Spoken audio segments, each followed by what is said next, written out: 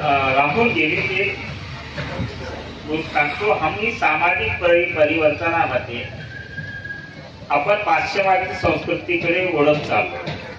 पर्यायाने आपली एकत्र कुटुंब पद्धतीचा राष्ट्र झाला, पण ह्या पुढे जाऊन आपल्याला आपल्या कुटुंबातील सिनियर सिटीजन्स आहे तेही नकोसे वाटते. वस्तुस्थिती आहे हल्ली अशा प्रकारचे कित्येक, त्याच्यामध्ये काही पालकांचा सुद्धा दोष आहे असं मला वाटते की आपला मुलगा उच्च शिक्षित असायलाच पाहिजे हे तर ठीक आहे, पण त्यांनी भरपूर समजा आर्थिक कमाई करावी असं सुद्धा अपेक्षित आहे. म्हणून त्याला इथं काही मिळत नाही तर त्याची कॅलिबर याच्या पुढचा आहे म्हणून परदेशात पाठवा.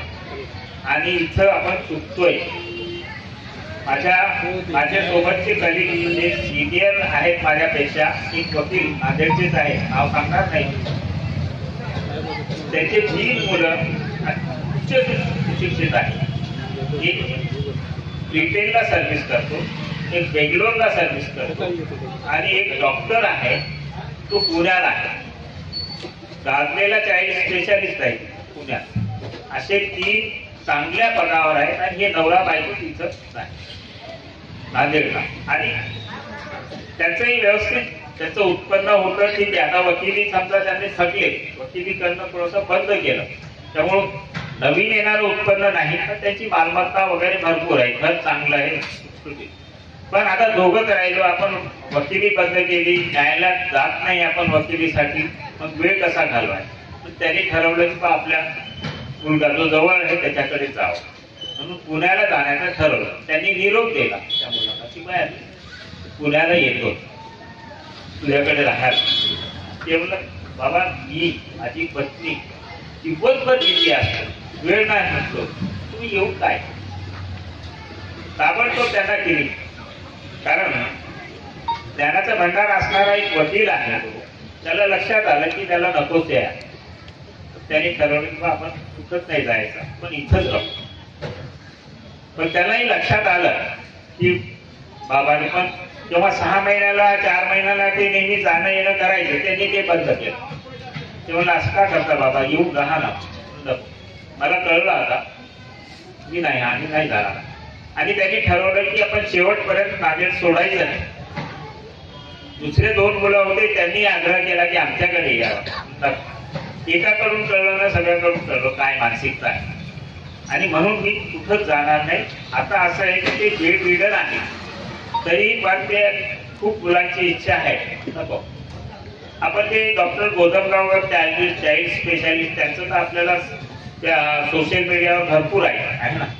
म्हणजे 2 एक मुलगा एक मुलगी असताना उच्च पदावर असताना त्यांना वृद्धाश्रमचा सहारा घ्यावा लागतो. म्हणजे ही जी परिस्थिती येते ही नवीन येणारा जो काही आपलं समाजाचे घटक आहे त्यांची मानसिकता हळूहळू बदलत आहे. आणि ह्या बदलामध्ये त्यांना असं वाटते की आपला जो निकामी वयोवृद्ध कुटुंबातला घटक आहे त्याचा आपला काय संबंध आहे, तो कोणत्याच कामाचा नाही. मग त्याला टाळण्याचा जो प्रयत्न होतो ना, ही जी अतिरेक आहे, त्यावेळेस की आपली संस्कृती असे म्हणते की आई वडील पूजनीय आहे आपली, पण आज ही परिस्थिती बदलते. ह्या बदलावर नियंत्रण आणण्यासाठी किंवा असे नाकारलेले लोक ज्यांना 2 वेळचे जेवण सुद्धा मिळत नाही, अशासाठी केवळ वृद्धाश्रम तयार झाले. वृद्धाश्रमची अशी परिस्थिती आहे की आज एवढे ओव्हरफुल होतात की बाकीच्यांना जागा मिळत नाही. म्हणजे हे कशाचं द्योतक आहे, कशाचं प्रतीक आहे, हे आपली मानसिकतेचं प्रतीक आहे. ज्यांनी आपल्याला आपलं पोट धरून त्यांनी चालवणं शिकवलं, ज्यांनी उच्च शिक्षण दिलं तुम्हाला, तेच नको आहेत आपल्याला. आणि एक गप्पा पेपरमध्ये मी वाचलं की एक म्हातारा दररोज आपल्या घराच्या ओट्यावर बसत राहायचं आणि येणाऱ्या जाणाऱ्यांना सगळ्यांना बघायचं, बोलायचं, चालायचं सगळं व्यवस्थित. आणि रोज भेटणारे त्यालाही काय बाबाजी काय चाललं वगैरे सगळं विचारपूस करायची. एके दिवशी तो रडत बसला ओट्यावर तर येणाऱ्या जाणाऱ्याला थोडं आश्चर्य वाटतं. हमेशा खेळीमेळीत राहणारा हा आज रडतोय. तर एक दररोज भेटणारे ग्रस्त त्यांना थांबले, काय झालं बाबा आज रडता कशाला? काय काही मुलांनी तुम्हाला पैसे विषय दिले नाही का तुमच्या खर्चासाठी वगैरे? खूप दिले त्यांनी.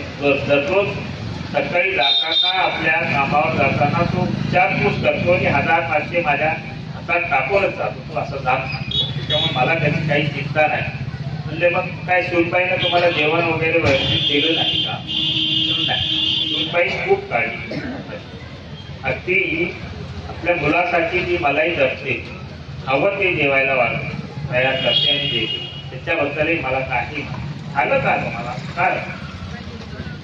कारण असं आहे म्हणे की हे तर सगळं मिळते मला, आणि ह्याच्या पलीकडे आणखी पाहिजे ना मला. एक दोन घरी माझी अपेक्षा अशी की एक अर्धा तास 1 तास तरी मुलांनी माझ्याजवळ बसावं, माझ्याशी संवाद साधावा, माझ्याशी बोलावं, त्यांनी दिवसभर काय केलं हे सांगावं, किंवा समाजात काय त्याला अनुभवलं, काय ऐकलं ते सुद्धा सांगावं, किंवा अर्धा-1 तास तरी त्यांनी माझ्याशी बोलावं एवढी अपेक्षा. पण तेवढा सुद्धा वेळ नाही. तरी ही जी अवस्था आहे ना, ही तीच अवस्था आहे की आपल्याला आईवडिलांसोबत किंवा म्हाताऱ्या आईवडिलांसोबत बोलायची सुद्धा आपली इच्छा नाही. मग अशा परिस्थितीत त्या घरात त्या कुटुंबात राहण्याची इच्छा होत नाही अशा वयोवृद्ध लोकांची. आणि मग त्यांच्यासाठी सुद्धा एक कायदा झाला, सिनियर सिटीजनशिप ऍक्ट आणावा लागला शासनाला. तो सुद्धा आज अस्तित्वात आहे. जर समजा तुमचे मुलं बाळ तुम्हाला पोचत नसतील, तुम्हाला नाकारलं असेल, तर आपण विधी सेवा समितीकडे जावं, त्यांच्याशी संपर्क साधावा. ती आपली सोय करणार, आपल्याला पूर्ण कायदेशीर सल्ला, गरज पडल्यास सहाय्य, वकील नेमून देणार, या सगळ्या गोष्टी करतात. पण याच्या पलीकडे जाऊन आपल्याला तिथं न जायचं नसेल तर आपण सरळ तहसीलमध्ये एक साधा अर्ज द्यायचा. तहसीलदाराला अधिकार दिलेले आहे की त्यांनी 10,000 पर्यंत मासिक 10,000 पर्यंत पोटगी देण्याचा अधिकार त्यांना आहे.